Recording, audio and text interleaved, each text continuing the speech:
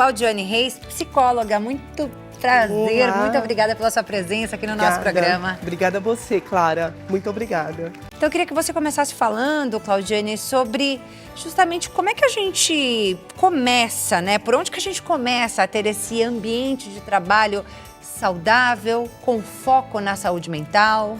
Perfeito, Clara. Boa tarde a todos. É incrível falar desse assunto e necessário. Nós começamos pela cultura. A cultura organizacional, Clara.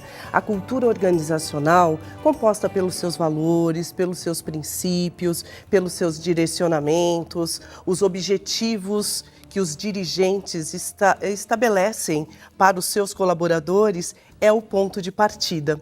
O tom que é dado e a importância que é dada a esse tema reverbera para todas as outras camadas da organização. Então é fundamental que isso seja, antes de tudo, um desejo de quem dirige as organizações, uma conscientização quanto a essa importância. Mas são esses dirigentes os responsáveis pela construção e manutenção desse ambiente de trabalho? A gente também tem que fazer a nossa parte como colaboradores? Sem dúvida, Como é que isso sem funciona? dúvida, sem dúvida.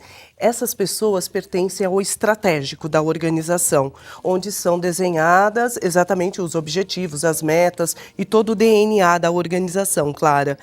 Isso posto, as lideranças como guardiãs destes valores vão praticar isso junto aos seus colaboradores. E sim, você tem toda a razão. Cabe a nós também cuidar da nossa saúde mental, porque a maneira como nós estamos vai também impactar nessa nossa atuação profissional. Quais são os primeiros pontos aí de atenção para a construção desse ambiente saudável?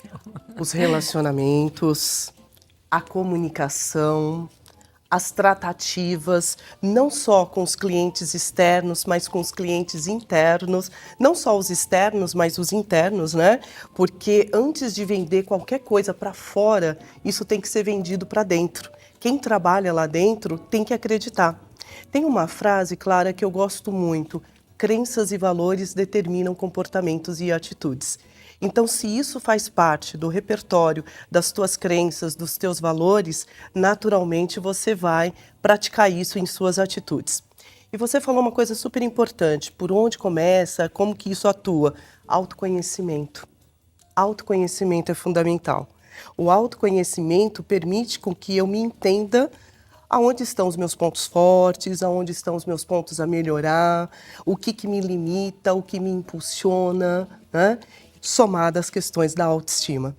Por isso que é tão importante a gente fazer terapia independente da nossa saúde mental estar abalada ou não, né? Fundamental. É para se autoconhecer e manter, né, essa tranquilidade, esse equilíbrio. Sem dúvida, sem dúvida, sem dúvida.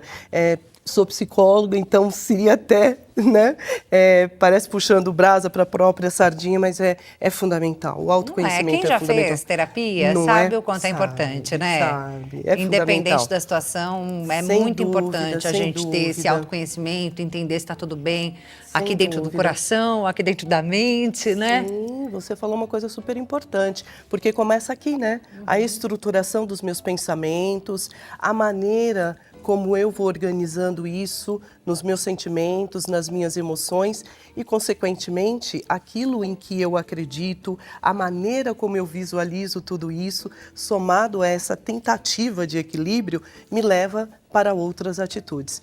E a terapia é um lugar de não julgamento. Então, quando você está em estado de terapia, você tem a oportunidade de se conhecer, como você falou, e, consequentemente, compreender que, assim como você tem limitações, o outro também tem.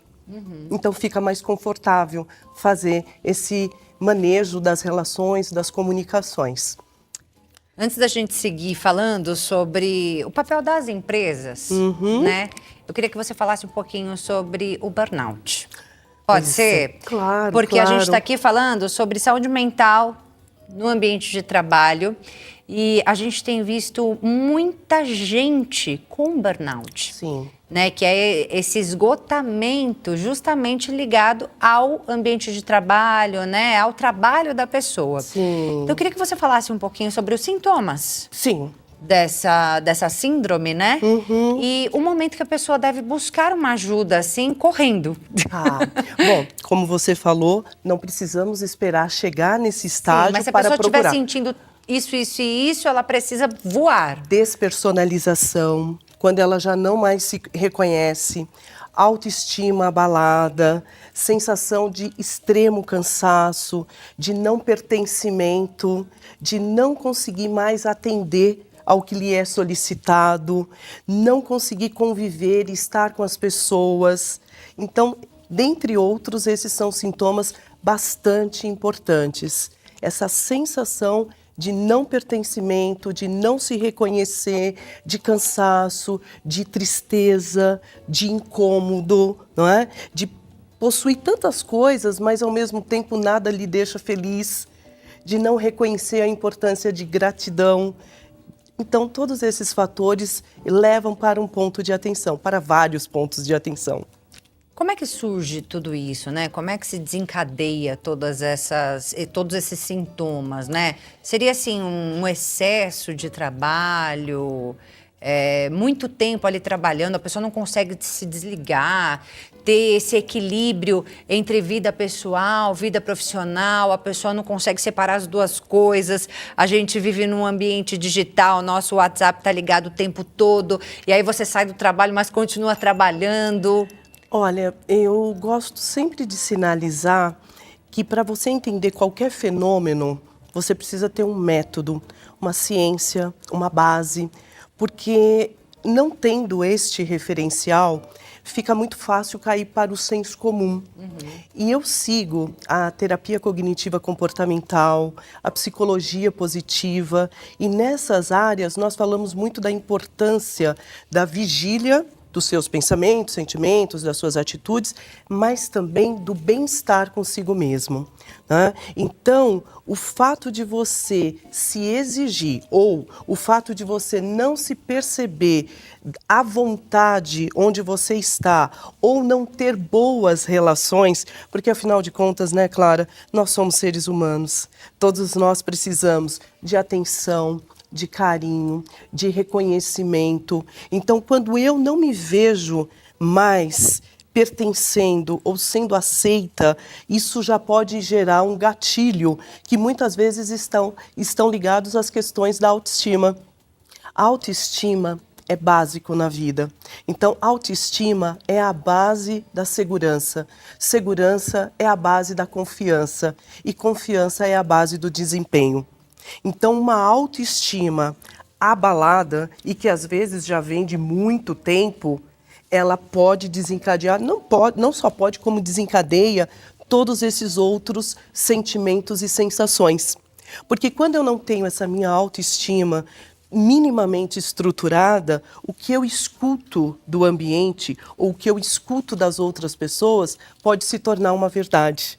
E eu não consigo mais discernir o que é meu, o que é teu e o que eu preciso olhar. Vou pedir para você falar um pouquinho, né, da importância da NR1, essa normativa que surgiu, né, chamando a atenção aí justamente para a saúde mental dentro das empresas, já falando um pouquinho do trabalho que você desenvolve nas organizações. Sim.